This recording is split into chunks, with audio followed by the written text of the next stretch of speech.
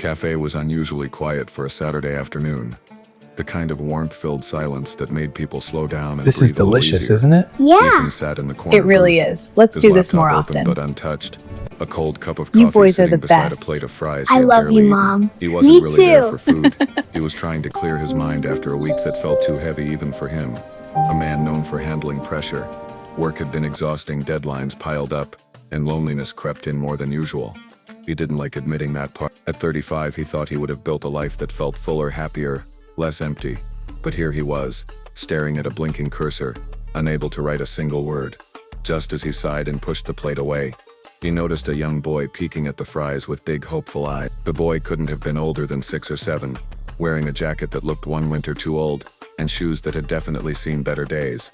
Behind him stood a woman, maybe late 20s, holding a tray with only 2 cups of water and a single muffin cut in half. She looked embarrassed, worried, and tired in the way people are when life has given them too many battles and too little rest. Before he could look away, she gently nudged her son and whispered something. The boy hesitated, then smiled shyly. The woman cleared her throat and spoke softly. "Sir, I'm sorry to disturb you, but my son's hungry, and he keeps staring at your fries. Would you mind if we shared some?" Ethan froze. It wasn't the request that shocked him. It was the humility in her voice, the kind that came from swallowing pride more times than anyone should. For a moment he forgot the cafe, forgot his laptop, forgot everything except the sight of a mother asking a stranger for food because she had nothing else to offer her child. He looked at the plate, half full, enough for 2, and suddenly, he felt his throat tight. He pushed the fries toward them, smiling gently. "Of course," he said.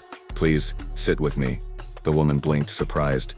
The boy's face lit up instantly, and Ethan had no idea that this simple moment was about to change everything for all 3 of them. They sat across from him, the little boy immediately reaching for a fry while his mother whispered a quiet "thank you." Ethan waved it off, but inside something warm, almost unfamiliar, rose in him. He watched the child eat with an innocence that softened every edge in the room. The woman, however, barely touched the fries, as if keeping a mental record of every piece her son took. Ethan recognized that kind of sacrifice. It was the same kind of hunger one hides of responsibility, not food. "I'm Ethan," he said, trying to make conversation. "I'm Mia," she replied softly. "And this is Liam." Liam grinned, fries stuffed in his cheeks. That made Ethan laugh for the first time in days. They talked for a while, and slowly pieces of her story slipped out. Not because she wanted pity, but because she was tired of holding everything alone. She had lost her job 2 months ago. The cafe visits were rare treats for Liam. Today they had planned to share one muffin and call it lunch. She kept saying she would figure things out soon, that she didn't want to bother anyone. But Ethan wasn't fooled. He saw the way she watched the total on the register, the way she calculated every bite. He listened, truly listened.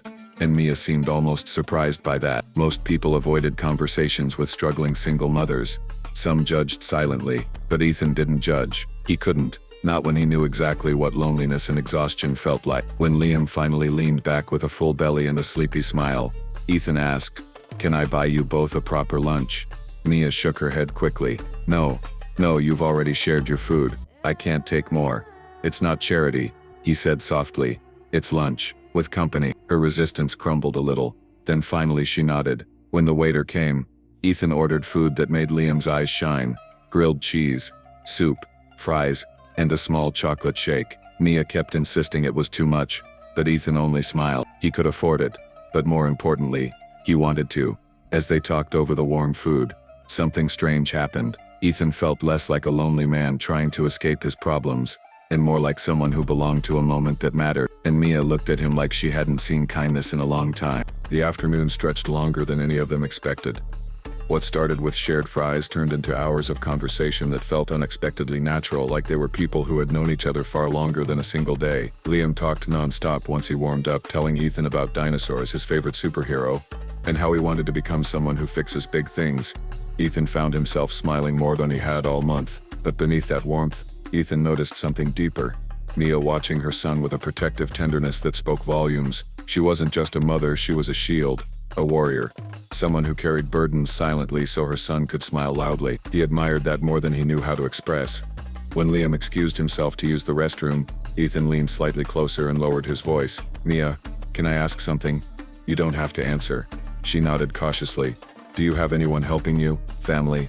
Friend?" Her eyes softened with resignation.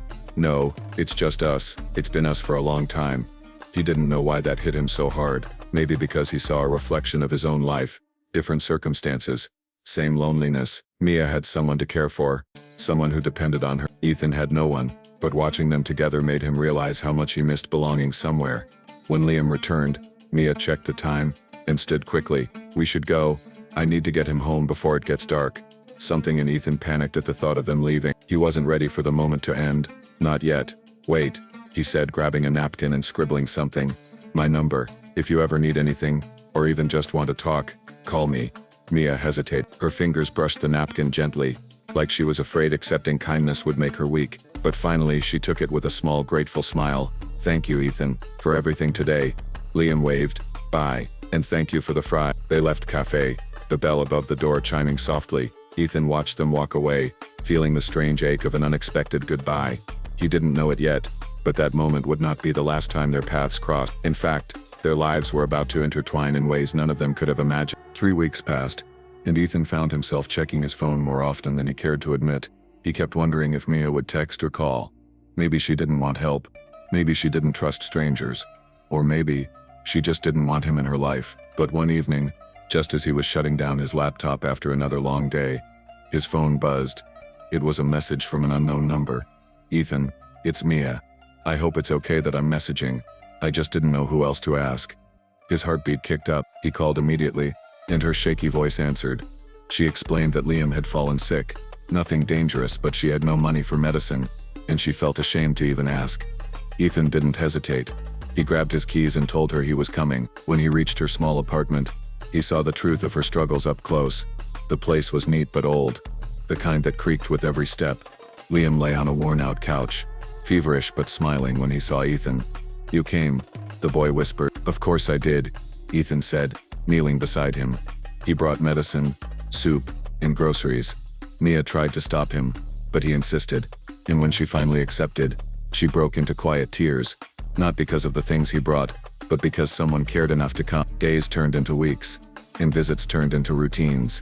Ethan helped with groceries, reading stories to Liam, and fixing small things around the apartment. Mia slowly began to trust him, and the gentle warmth between them grew from gratitude into something deeper, something neither of them dared to name yet. One night, after Liam had fallen asleep, Mia stood by the doorway, twisting her fingers nervously. "You've done so much for us. I don't know how to repay you." Ethan stepped closer. "You don't need to repay anything. I like being here."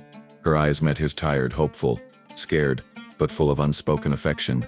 And for the first time, she let herself lean into someone else's strength. Their hands touched, soft and trembling, and in that small, fragile moment, Ethan understood something he hadn't known that first day in the cafe. He hadn't just shared his fries. He had opened the door to a connection, a purpose, a family he never expected but desperately needed. And Mia finally found someone who didn't just help her survive. He helped her breathe again.